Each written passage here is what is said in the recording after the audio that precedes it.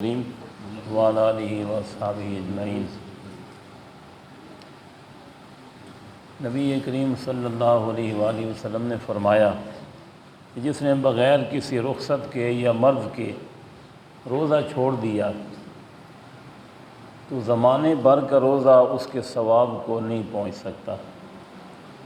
یعنی آج کا جو روزہ ہے اس کا ثواب آج کے لیے ہی ہے۔ اگر آج کا روزہ کسی نے بغیر وجہ کے چھوڑ دیا، زمانے بھر کا روزہ جو ہے نا آج کے روزے کے ثواب کو نہیں پہنچ سکتا۔ یعنی آج کے روزے کا ثواب بھرپور طریقے سے آج ہی کے لیے ہے، تو کوشش کرنی چاہیے کوئی بھی روزہ بغیر کسی رخصت کے یا بغیر کسی مرض کے ترک نہیں کرنا چاہیے۔ دوسرا مسئلہ یہ عرض کرنا ہے کہ روزہ جلدی افطار کرنا سنت ہے، لیکن جلدی افطار کرنے کا مطلب یہ نہیں ہے کہ وقت ابھی ہوا بھی نہیں ہے اور روزہ افطار کر دیا جائے۔ جلدی افطار کرنے کا مطلب یہ ہے کہ روزے کا ٹائم ہو چکا ہے تو کوئی وجہ نہیں ہے دیر کرنے کی، تو جلد از جلد روزہ افطار کر دیا جائے۔ نبی کریم علیہ السلام نے وعیدیں بھی بیان فرمائی ہیں وقت سے پہلے روزہ افطار کرنے کی۔ آپ نے فرمایا، حدیث شریف کا مفہوم ہے کہ مجھے عالم خواب میں دو فرشتے اپنے ساتھ لے گئے، ایک پہاڑ پر چڑھے اور میں نے سخت آوازیں سنی۔ پوچھا کہ یہ آوازیں کیسی ہیں؟ تو عرض کیا گیا کہ یہ جہنمیوں کی آوازیں ہیں۔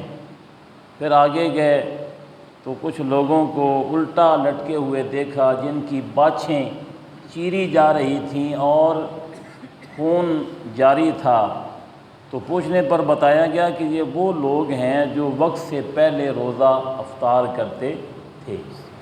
آج کل تو کوئی مسئلہ نہیں ہے، مطلب کہ ہوٹر کے ذریعے اعلان کے ذریعے پتہ چل جاتا ہے کہ روزہ افطار ہو گیا ہے، لیکن اس کے باوجود بھی میں آج یہ کرنا چاہتا ہوں کہ ایک دو طرف سے اشارہ ملے تب روزہ افطار کرنا چاہیے، تاکہ تحقیق ہو جائے کہ واقعی روزہ جو ہے وہ افطار ہو چکا ہے، یا بندے کے پاس جو گھڑی ہے ٹائم کے مطابق اس کو پتہ ہے کہ میری گھڑی بالکل ٹھیک ہے اور افطاری کا وقت ہو چکا ہے۔ بالخصوص جن دنوں میں بادل ہوتا ہے ان دنوں میں زیادہ تحقیق چاہیے تاکہ روزہ اپنے وقت سے پہلے افطار نہ ہو۔ افطار وقت سے پہلے ہونے کے لیے بہت بڑی وعیدیں ہیں۔ اللہ تعالی ہمیں اپنے روزے کو صحیح طریقے سے پورا نبھانے کی توفیق عطا فرمائے۔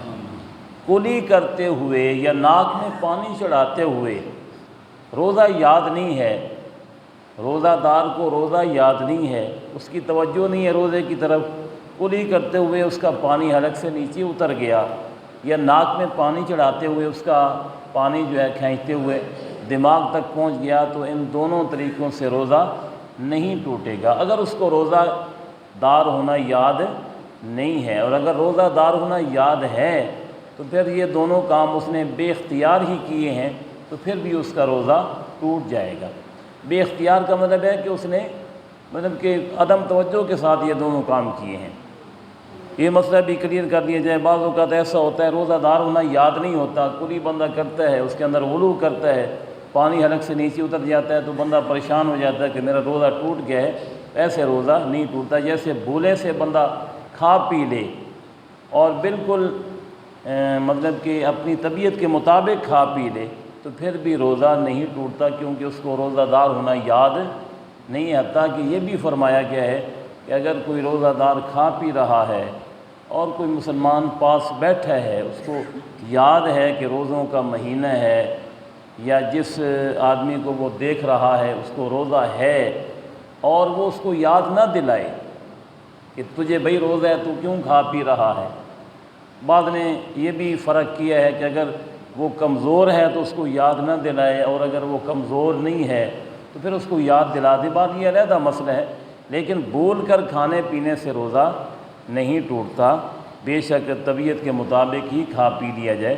اسی طرح اگر روزہ دار ہونا یاد نہیں ہے تو پانی کلی کرنے سے اندر چلا جانے سے روزہ نہیں ٹوٹتا۔ قے کے بارے میں تھوڑی سی وضاحت کر دوں، جس کو ہم پنجابی میں الٹی کہتے ہیں۔ قے کے بارے میں مسئلہ یہ ہے کہ اگر جان بوجھ کر کوئی قے کرے نا، جان بوجھ کر اپنی حرکت کے ساتھ قے لائے خواہ مخواہ، تو پھر روزہ جو ہے وہ ٹوٹ جاتا ہے، اور وہ بھی منہ بھر ہو، وہ بھی فل طریقے سے قے آئے جس کو روکا نہ جا سکے۔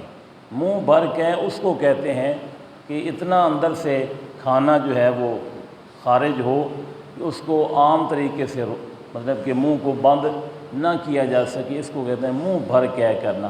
اگر کسی نے انگلی ماری ہے اپنے حلق کے اندر اور اپنے عمل سے اس نے جان بوجھ کر قے کی ہے اور روزہ دار ہونا بھی اس کو یاد ہے، تو پھر اس طریقے سے منہ بھر قے آنے سے اس کا روزہ ٹوٹ جائے گا۔ اور اگر بغیر اختیار کے قے آ گئی ہے، قے کی 4 قسمیں ہیں۔ بعض اوقات قے کے اندر کھانا خارج ہوتا ہے، بعض اوقات کڑوا پانی جو ہے صرف وہ نکلتا ہے، کھانا وغیرہ خارج نہیں ہوتا، بعض اوقات خون کی قے آتی ہے۔ یہ جو تینوں قے ہیں نا، ان کا حکم الگ ہے، ان سے روزہ بھی ٹوٹ جائے گا اور ان سے وضو بھی ٹوٹ جائے گا۔ اور اگر یہ کپڑے کے ساتھ قے کا جو مواد ہے لگ جائے گا تو وہ کپڑا بھی ناپاک ہو جائے گا، کھانے کی قے ہو یا کڑوے پانی کی قے ہو یا خون کی قے ہو۔ ایک چوتھی قسم کی قے ہوتی ہے، صرف بلغم خارج ہوتا ہے، تو بلغم خارج ہونے سے نہ روزہ ٹوٹتا ہے نہ وضو ٹوٹتا ہے۔ تو اگر کسی نے جان بوجھ کر قے کی ہے تو اس کے جان بوجھ کر قے کرنے سے اگر وہ قے منہ بھر ہوگی یعنی فل طریقے سے آئے گی تو روزہ ٹوٹ جائے گا، اگر منہ بھر نہیں ہوگی تو پھر روزہ نہیں ٹوٹے گا۔ اور اگر خود بخود قے آئی ہے، اس کے بارے میں ہے کہ اگر وہ واپس نہیں لوٹی یا اس نے واپس نہیں لوٹائی، یا ایسے ہی قے اس کے منہ میں آئی، اس نے منہ کھول دیا اور سارا مواد جو ہے وہ خارج ہو گیا، تو اس طریقے سے بھی روزہ نہیں ٹوٹے گا۔ بعض لوگوں کا خیال ہوتا ہے کہ چونکہ مجھے قے آ گئی ہے، میرا چونکہ جسم سے خون خارج ہو گیا ہے لہذا میرا روزہ ٹوٹ گیا ہے، اس کے بعد وہ کھا پی لیتے ہیں۔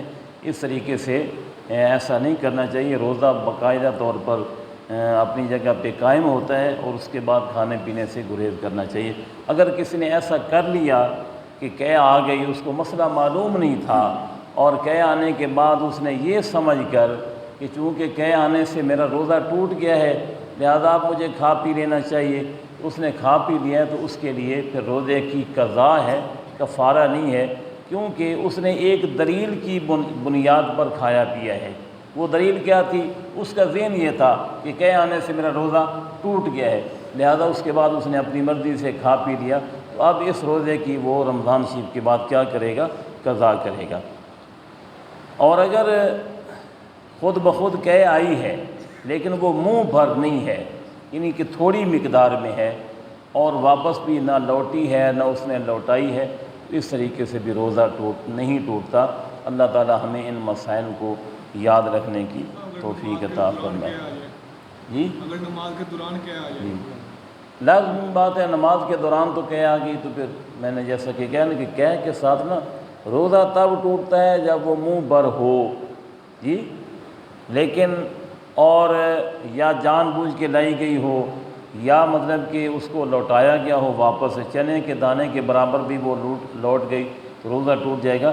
لیکن یہ پوچھ رہے ہیں کہ نماز کے دوران قے آئی تو قے آنے سے 3 قسم کی قے ہے، خون ہے یا کڑوا پانی ہے یا کھانا ہے، تو قے آنے سے عام طور پر وضو تو ٹوٹ جاتا ہے، قے آنے سے وضو ٹوٹ جاتا ہے، تو جب وضو ٹوٹ جائے گا تو پھر نماز بھی ٹوٹ جائے گی، لہذا اس کو دوبارہ وضو کر کے نماز شروع کرنا پڑے گی۔ اللہم صلی علی